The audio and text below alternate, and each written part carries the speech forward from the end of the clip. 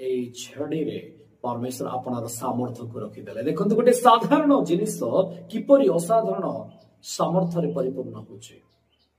आमन जीवन अति साधारण हो पारे किंतु परमेश्वर अंगुली जदि आम सहित अछि तांकर हस्त जदि आम उपरे अछि तांकर हाथ डहाण हाथ यामीन जदि आम उपरे अछि आम असाधारण कार्य करबा पई ठियाई परिबा मोसांकर जष्टि तुल्य।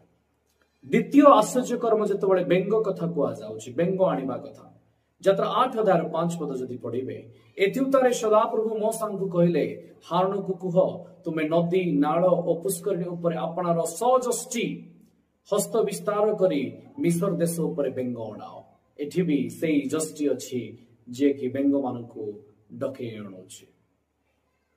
जेतबळे तृतीय आश्चर्य कर्म को आमे देखिबा आ एहा अति इंटरेस्टिंग अटे यात्रा 8 अध्याय 16 एवं 17 पदरे तो सदाप्रभु मोसां को कहले हारण को कुह समस्त मिस्र देश जेपरि उकुणिया पोक होई एथिपाई तुमे आपना जष्टि उठाई भूमिर धूली रे प्रहार करो। जष्टि को उठाओ भूमि रे बाड़ाओ। आ आपण जानंती जेतबळे सेमाने से प्रकार कले हारण सेई जष्टि को नै कारण मोसांकर प्रोफेट होछथि हारण ताको नेले वाडेले आ भूमिर धूली रे प्रहार करन्ते मनुष्य पशुंक ठारे उकुणिया पोक हेला। मिस्र देशर भूमिस्थ समस्त धूली उकुणिया पोक होई गला।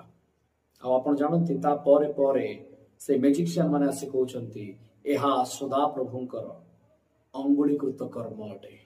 सेई अंगुलीकृत सामर्थ्य से जष्टि मते कोलेइतिला ताहाको मोसा कि हारण धरिबारु सामर्थ्य नथिला परमेश्वरक अंगुष्ठी ताको धरिथिबारु ताहा सामर्थ्य पूर्ण थिला। परमेश्वर को वाक्य कहिछि आ ताहाको तुमे व्यवहार करो ताहा असाधारण कार्य करिवो ताहा सामर्थ्य पूर्ण हिछि। परमेश्वर आपण मानकु आ मते कहिसंती जे आमानको देई से आश्चर्य विषय करिवे आमानको देई से अनेक असाधारण कार्य को साधन रे परिणत करिवे। तेबे आमे होछु सेई साधारण जष्टि किंतु ख्रीष्टंक वाक्य द्वारा ताहांक अंगुलीकृत कर्म आमानको जीवन जेतबळे आमको संचालित करे आमे हे जाऊ से शक्तिशाली जष्टि।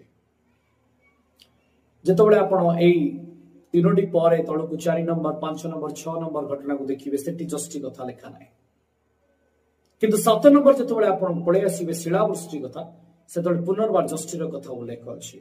यात्रा 9 अध्याय 23 पद लेखा जाय तहु मोसा आपण जष्टि आकाश आडे विस्तार करन्ते सदाप्रभु मेघ गर्जन ओ शिलावृष्टि कले। जष्टि आकाश आडे जेतबळे उठौचंती